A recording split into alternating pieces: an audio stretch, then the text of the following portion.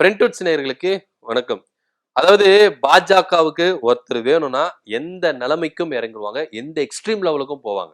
ஆனா இதுவே பாஜகவுக்கு ஒருத்தர் வேண்டாம் அப்படின்னு முடிவு பண்ணிட்டாங்கன்னா அதுக்கும் அவங்க எந்த எக்ஸ்ட்ரீம் லெவலுக்கு வேணாலும் போவாங்க. இப்போ உதாரணத்துக்கு மகாராஷ்டிரால சிவசேனா கட்சியை ரெண்டா உடைச்சி ஷிண்டேவை உருவாக்குனாங்க. தேசியவாத காங்கிரஸ் ரெண்டா உடைச்சி அஜித் பவார் என்ன பண்ணாங்க, உருவாக்குனாங்க. சோ இவங்க எப்படியாச்சுன்னா பாஜக மகாராஷ்டிரால ஆட்சியை பிடிக்கணும் அப்படின்றதுக்காக செய்த செயல். சோ எந்த எக்ஸ்ட்ரீம் லெவலுக்கும் போனாங்க. ஆனா இப்போ இவங்க ரெண்டு பேருடைய தயவு வேண்டாம் அப்படின்னு முடிவு பண்ணிட்டு இப்ப என்ன பண்ண போறாங்கன்னா லோக்கல் பாடி எலெக்ஷன் இருக்குல்ல, இப்ப கவுன்சிலர் எலெக்ஷன் நம்ம சொல்லுவோம், நகர்ப்புற உள்ளாட்சி அமைப்பு எலெக்ஷன் நம்ம சொல்லுவோம். அது போல இங்க பாத்தீங்கன்னா மகாராஷ்டிரால லோக்கல் பாடி எலெக்ஷன் நடக்குது. இந்த லோக்கல் பாடி எலெக்ஷன்ல அஜித் பவாருடைய தயவு எங்களுக்கு தேவையில்ல, சிவசேனா ஷிண்டே தலைமையிலான சிவசேனா கட்சி எங்களுக்கு உதவியும் தேவையில்ல.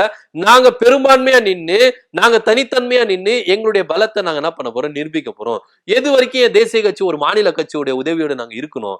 அதனால இந்த லோக்கல் பாடி எலெக்ஷன்ல நாங்க தனிச்சுதான் நிக்க போறோம், தனி பெரும்பான்மையா நாங்க என்ன பண்ண போறோம், ஜெயிச்சு காட்ட போறோம் அப்படின்னு சொல்லிட்டு தான் அஜித் பவாரையும் ஷிண்டேவையும் என்ன பண்ணிட்டாங்க, ஒதுக்கிட்டாங்க. சோ இந்த வேண்டாம் அப்படின்னு முடிவு பண்ணிட்டு இந்த எக்ஸ்ட்ரீம் லெவலுக்கு இறங்கிட்டாங்க. சோ இதே ஃபார்முலாவை தமிழ்நாட்டுல தமிழக வெற்றி கழகத்துல இவங்க இம்ப்ளிமெண்ட் பண்ண போறாங்க அப்படின்றதுதான் இப்ப சுட சுட விஷயம் கிடைச்சிருக்கு.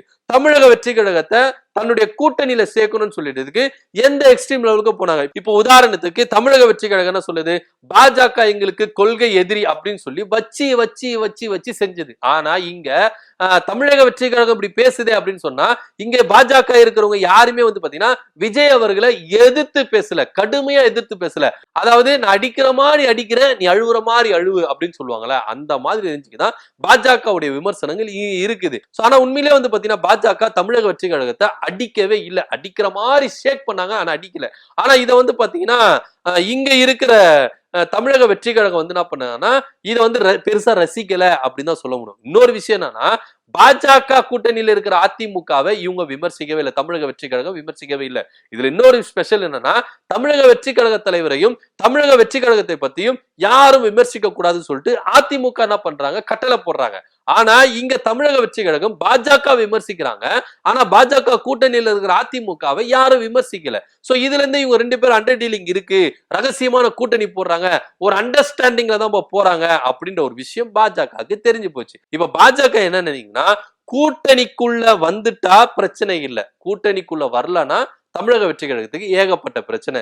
இப்ப பாத்தீங்கன்னா விஜய் வீட்டுல வருமான வரித்துறை ரைடு பண்ணாங்க. சோ அப்போ பாத்தீங்கன்னா ஒரு நடிகைக்கு 1 கோடி ரூபாய்க்கு என்ன பண்ணிருக்காரு, நெக்லஸ் வாங்கி கொடுத்திருக்காரு. சோ இதுக்கான பில்லு பாத்தீங்கன்னா கிடைச்சிருக்கு, அது பாஜக கிட்ட இருக்கு.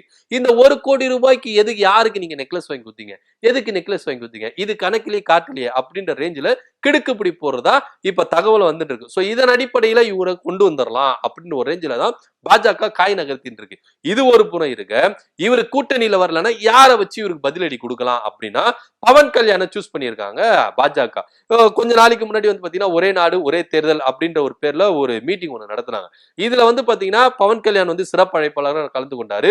உண்மையிலேயே பாத்தீங்கன்னா பாஜக என்ன நினைச்சாங்கன்னா விஜய் அவர்களை வச்சு செய்வாரு, பாஜகவை யாருன்னா ஒருத்தர் சொல்லிட்டா ஆளா வரிஞ்சு கட்டின்னு வருவாரு நம்ம பவன் கல்யாண். பிரகாஷ் ராஜ் கூட நம்ம மோடி அவர்களை அமித்ஷா அவர்களை பாஜக வச்சு விமர்சிச்சார். உடனே பவன் கல்யாண் என்ன பண்ணாரு, பதிலடி கொடுத்தார். சோ அதனால பாஜகவை யாருன்னா விமர்சிக்கிறாங்கன்னா பவன் கல்யாண் முன்னாடி என்ன பண்ணுவாரு, பதிலடி கொடுப்பாரு. சோ அதே போல தமிழக வெற்றி கழகத்துக்கு இவர் பதிலடி கொடுப்பாரு அப்படின்னு சொல்லிதான் இவரை இறக்குனாங்க. ஆனா இவர் பாத்தீங்கன்னா பட்டும் படாத மாதிரி பேசிட்டு போயிட்டார். சோ அதனால அவங்களுக்கே கொஞ்சம் ஏமாற்றமா போயிடுச்சு. ஆனா இருந்தாலும் ஏன் அவர் பேசினாரு இப்படி, விஜய் அவர்கள் ரொம்ப கடுமையா பேசல அப்படின்னா அவர் கூட்டணி வர்றதுக்கான வாய்ப்புகள் இருக்கு. அதனாலதான் கூட்டணிக்கு மட்டும் வரலன்னா அவருடைய கதையை பாருங்க, அவரு பேசுற இன்னொரு முகம் பாருங்க அப்படின்ற பாஜக தெரிவிக்கிறாங்க. ஒருவேளை தமிழக வெற்றி கழகம் நாங்க கொடுக்கிற ஒரு நிபந்தனையில அவங்க உள்ள வந்துட்டாங்கன்னா பிரச்சனை இல்லை, வரலன்னா பாஜகவுடைய அடுத்த முகத்தை நீங்க பாப்பீங்க, அந்த முகம் ரொம்ப கொடூரமா இருக்கும், ரொம்ப கடுமையா இருக்கும் அப்படின்ற ரேஞ்சில தான் பாஜகவினுடைய தரப்பு சொல்லப்படுது. சோ அதனால பாத்தீங்கன்னா விஜய் அவர்களை கூட்டணிக்கு வந்துட்டா பிரச்சனை இல்லை, கூட்டணிக்கு வரலன்னா பவன் கல்யாணம் வச்சு